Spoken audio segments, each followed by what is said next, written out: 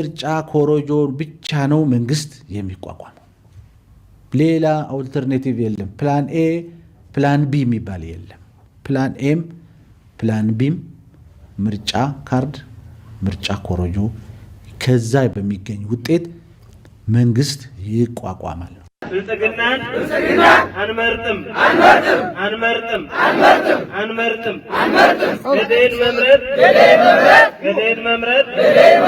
ገደል መምረጥ በአንድነት ነው። አማራ ህዝቦች አብይንና ብልጽግናን አንመርጥም።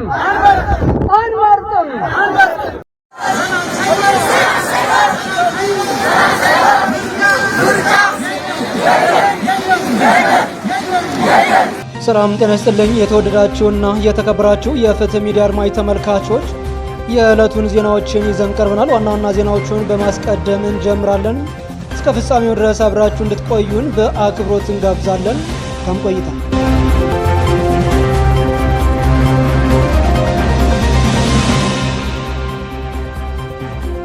በአገዛዙና በፋኖ ኃይሎች መካከል በአማራ ግዛት እየተደረገ ባለው ጦርነት የፋኖ ኃይሎች ከ80% በላይ የሚሆነውን የገጠሩን ክፍል መቆጣጠራቸው ተገለጸ።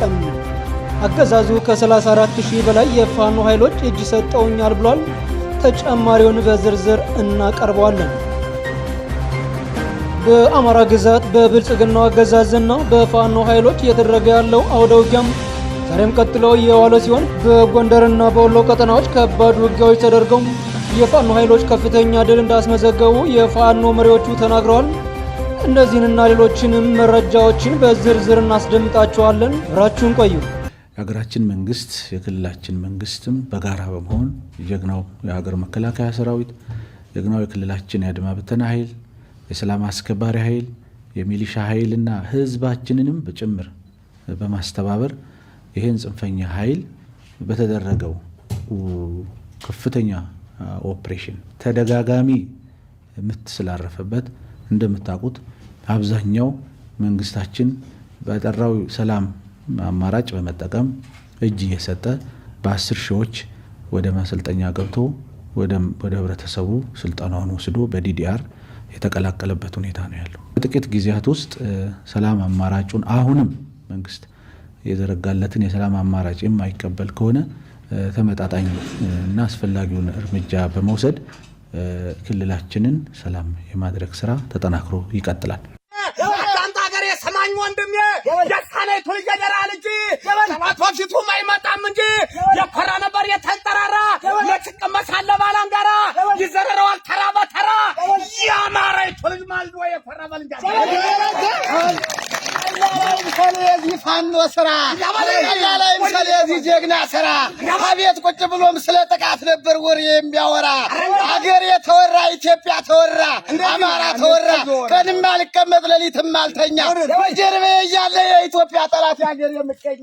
በአገዛዙና በፋኖ ኃይሎች መካከል በአማራ ግዛት እየተደረገ ባለው ጦርነት የፋኖ ኃይሎች ከ80% በላይ የሚሆነውን የገጠሩን ክፍል መቆጣጠራቸውን የተገለጸ ሲሆን አገዛዙ በባህር ዳር፣ በጎንደር፣ በደሴ፣ በኮምቦልቻና በዋና ዋና የአስፓልት መንገዶች እንዲሁም የአየር ማረፊያዎችን ሲቆጣጠር የፋኖ ኃይሎች ከ80% በላይ የአማራ ግዛትን ገጠሩን አካባቢዎችንና የወረዳ ከተሞችን እንደሚቆጣጠሩ ተነግሯል።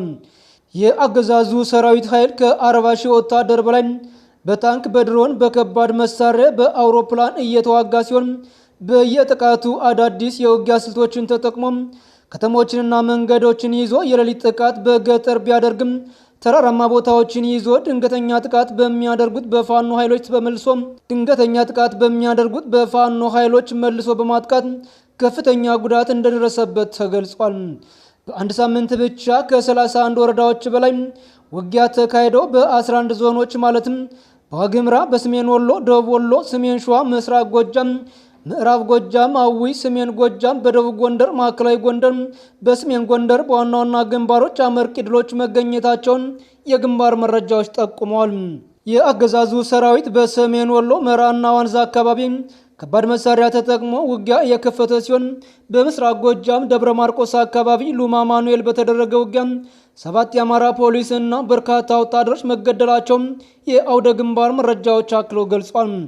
ይህ በእንዲህ እንዳለ ደግሞ በባህር ዳር ዙሪያ የፋኖ ኃይሎች በደንሳ ከተማ ከባህር ዳር 10 ኪሎ ሜትር ርቀት ላይ ድንገተኛ ጥቃት ፈጽመው ከ14 በላይ የብልጽግና ሰራዊት ኃይልና ብሬን መትረየስ ሲማረኩ በራያ ቆቦ ቾምቢበርና ኢዮብ አካባቢ ከጠዋቱ 6 ሰዓት ጀምሮ በተደረገ አስጨራሽ አውደ ውጊያ የፋኖ ኃይሎች በአገዛዙ ሰራዊት ላይ ከፍተኛ ሰብአዊና ቁሳዊ ኪሳራ ማድረሳቸውን መረጃዎች ጠቁመዋል።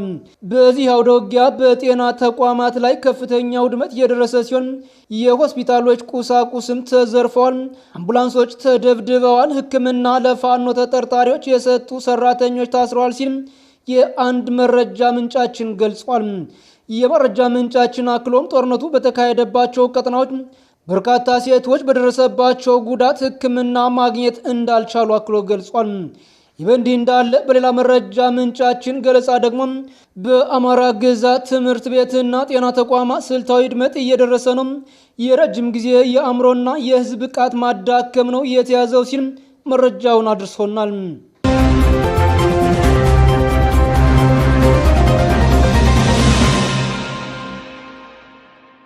በአማራ ግዛት በብልጽግናው አገዛዝና በፋኖ ኃይሎች እየተደረገ ያለው አውደ ውጊያ በጎንደርና በወሎ ቀጠናዎች ከባድ አውደ ውጊያ ተደርጎ የፋኖ ኃይሎች ከፍተኛ ድል እንዳስመዘገቡ የፋኖ ሰራዊት መሪዎች ተናግረዋል። በተጨማሪም በአፋብን ጎንደር ጠቅላይ ግዛት በላይ እዝ ውስጥ ከሚገኙ ኮሮች መካከል አንዱ የሆነው 208ኛ ኮር 5ኛ ሬጅመንት በአድርቃይ የፈጸመው የማዕለቅት መብረቃዊ ጥቃት የ208ኛ ኮር 5ኛ ሬጅመንት በሰሜን ጎንደር አድርቃይ ወረዳ ከፍተኛ ወታደራዊ ድል ማስመዝገቡን መሪዎቹ ተናግረዋል። የሬጅመንቱ ህዝብ ግንኙነት ከስፍራው ባስተላለፈው መረጃ መሰረት ይህ ኦፕሬሽን የተፈለገው ወታደራዊ ግብ ያሳካና የጠላትን እንቅስቃሴ ሙሉ በሙሉ የገታ እንደነበረና በጎንደር ቀጠናው በተካሄደው በዚሁ ድል አድራጊ ውጊያ ራሱን የመከላከያ ሰራዊት እያለ በሚጠራው የአገዛዙ ሰራዊት ላይ ከፍተኛ የሰው ኃይል ኪሳራ በማድረስ በደረሰው ጥቃት 5 የአገዛዙ ወታደሮች ሲገደሉ 3 ያህሉ ደግሞ መቁሰላቸውን አረጋግጠናል ብሏል። ውጊያው በሚደረግበት ወቅት ለማምለጥ ሙከራ ሲያደርጉ የነበረ አንድ የአገዛዙ ሰራዊት አባል በሬጅመንቱ ጀግኖች እጅ ሲማረክ ይህ በ5ኛ ሬጅመንት የተከናወነ ኦፕሬሽን የፋኖን የውጊያ ዝግጁነት ብቃትና ስልታዊ ጥቃት የማድረስ አቅም በተግባር ያሳየ ነው ሲል ማክሏል። በተመሳሳይ ደግሞ በወሎ ግንባር በተደረገ አውደ ውጊያ መጠነ ሰፊ ጥቃቶች በአገዛዙ ሰራዊት ላይ እየተደረገ ሲሆን ከዚህም ጎን ለጎን ምኒልክ እዝ 105ኛ ኮር 47ኛ ክፍለ ጦር አትሮንስ ሻለቃ ለወራት ያሰለጠናቸውን ምልምል ፋኖችን በደማቅ ሁኔታ ማስመረቁን አስታውቋል። ሻለቃው ለ5 ወራት በብቃትና በጥራት ያሰለጠናቸውን ከ150 በላይ ብቁ ሰልጣኞችን በማስመረቅ ለተልዕኮ ዝግጁ መሆናቸውን ገልጿል።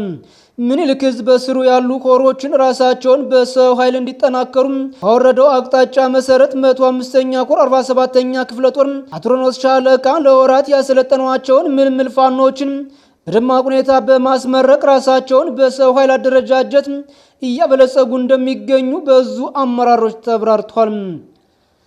የተወዳችሁና የተከበራችሁ አድማጭ ተመልካቾች ለዛሬ ያዝናችሁ አጫጭር መረጃዎች እነዚህን ይመስሉ ነበረ። በቀጣይ በሌላ መረጃ እስከምንገናኝ ጤና ይስጥልኝ።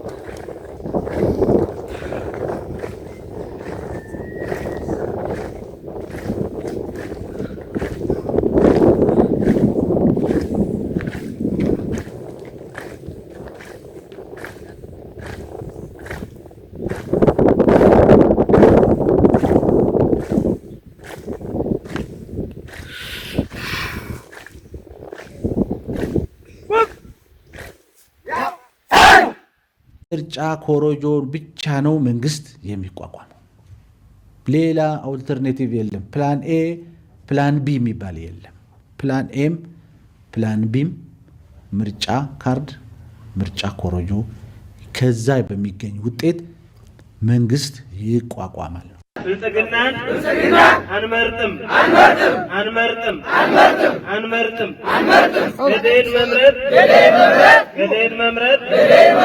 ገደል መምረጥ በአንድነት ነው። አማራ ህዝቦች አብይንና ብልጽግናን አንመርጥም።